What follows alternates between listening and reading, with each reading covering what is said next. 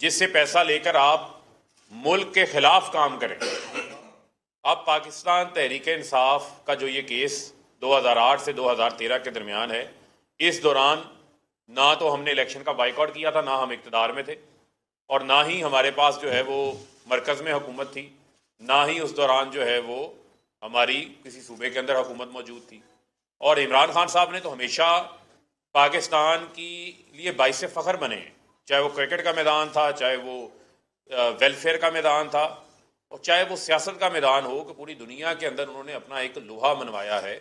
और बतौर वज़ीर आज़म भी एक आलमी लीडर के तौर के ऊपर उभर के सामने आए, जहां आपने देखा कि इस्लामोफोबिया की एक जानदार क़ियादत फराहम की इस्लामोफोबिया के ख़िलाफ़ पूरी मुस्लिम वर्ल्ड को इमरान खान साहब ने। और इसी तरीके से नामूस रसालत के हवाले से पूरी उम्मत मुसलमान की एक किस्म की तर्जमानी उन्होंने की। आपने देखा कि अक़वाम मुत्तहिदा में उनका जो बयान था, और उसी के साथ साथ अक़वाम मुत्तहिदा में 15 मार्च इस्लामोफोबिया के ख़िलाफ़ आलमी दिन डिक्लेयर किया गया। तो लिहाजा फ़ॉरेन फंडिंग के ज़ुमरे में ना तो पाकिस्तान तहरीक इंसाफ आती है, ना ही हमारी को फ़ॉरेन फंडिंग है, और ना ही ये इलेक्शन कमीशन का दायरा कार है कि वो फ़ॉरेन फंडिंग का केस सुन सके। और इलेक्शन कमीशन खुद इनकी उम्मीदों पे पानी फेर चुका हुआ है ये बात कह के कि ये फ़ॉरेन फंडिंग केस नहीं है, ये ममनुआ फंडिंग केस है। जो पॉलिटिकल पार्टी ऑर्डर 2002 की शिक नंबर 6 के तहत ये जांच पड़ताल जो है वो स्क्रूटनी इलेक्शन कमीशन ने की है। और फॉरेन फंडिंग का तरीक़ाकार ये है कि वफाकी हुकूमत मिनिस्ट्री ऑफ इंटीरियर रेफरेंस बनाती है, जो 15 दिन में सुप्रीम कोर्ट के पास जाता है, और सुप्रीम कोर्ट फैसला करती है कि ये जमात फॉरेन फंडेड है या नहीं है। इलेक्शन कमीशन तो उसका फॉरम ही नहीं है। आइन का आर्टिकल 17(3) पढ़ लें, बड़ा वाज़ेह है इस हवाले से। मैंने कहा मैं थोड़ी आई ट्यूशन भी दे दूँ उन लोगों को जो कहते हैं कि हम 30-30 साल से 40-40 साल से सियासत करते हैं, लेकिन झूठों की मशीन है।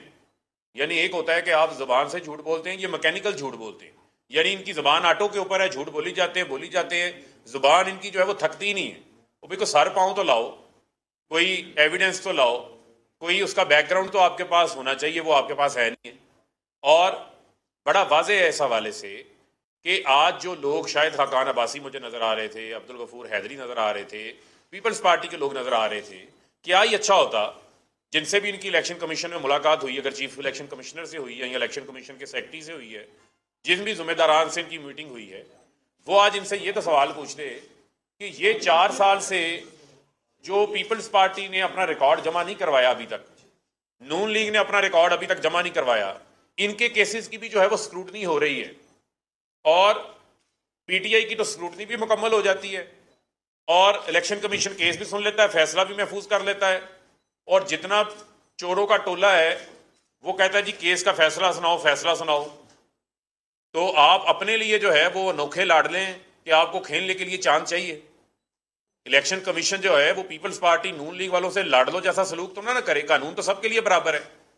हनीफ अब्बासी केस में सुप्रीम कोर्ट का 2017 का फैसला इलेक्शन कमीशन भी पढ़ ले, और ये पीडीएम की जमातें भी पढ़ ले, जिसमें उन्होंने वाज़े लिखा हुआ है कि ये इलेक्शन कमीशन की जिम्मेदारी है कि उसने कोई इम्तियाजी सलूक नहीं करना, यानी बगैर किसी झकाओ के कानूनी तौर पर तवाज़ुन कायम करना है, और तमाम सियासी जमातों की स्क्रूटनी करनी है, शफाफियत के साथ, इंसाफ के साथ, फेयरली, जस्टली, ट्रांसपेरेंटली अल्फाज लिखे हुए हैं उसके अंदर, और कानून के मुताबिक, in accordance with the law.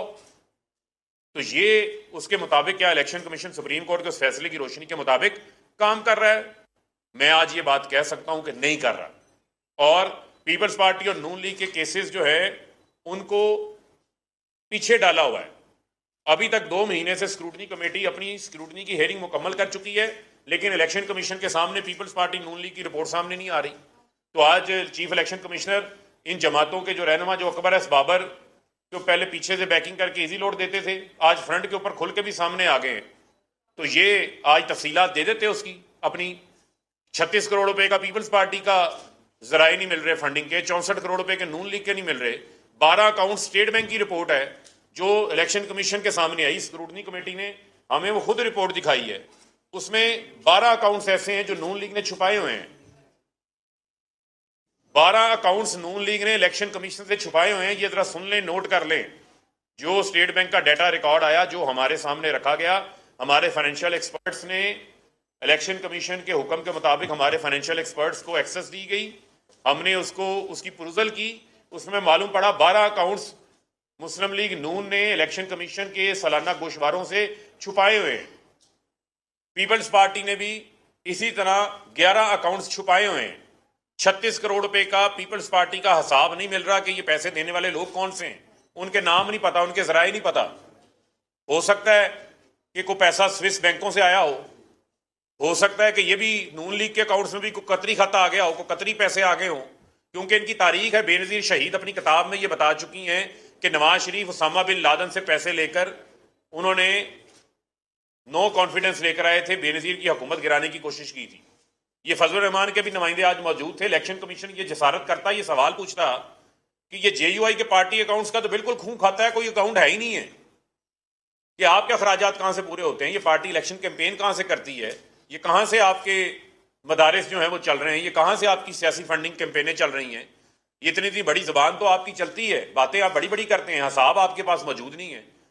आज भी पेशावर के अंदर जो JUI का मरकज़ है उसकी तख्ती जो है बड़ी सी, उस पर लिखा हुआ है, ये मैंने नहीं कहा, ये इनकी अपनी जमात के हाफिज हुसैन अहमद साहब मुख्तलिफ मीडिया है, कॉल करके पूछ लें, टीवीज़ के ऊपर आके बता चुके हैं कि वहाँ पर लीबिया ने फंड किया था। एक हमारा ब्रादर इस्लामी मुल्क जो है लीबिया ने इनको फंड किया था और तख्ती लगी हुई है कि ये फॉरेन फंडिंग तो ये है जो ये लेते रहे, और फॉरेन फंडिंग लेके मुल्क के अंदर क्या फसाद कराते रहे, क्या इंतशार कराते रहे हैं।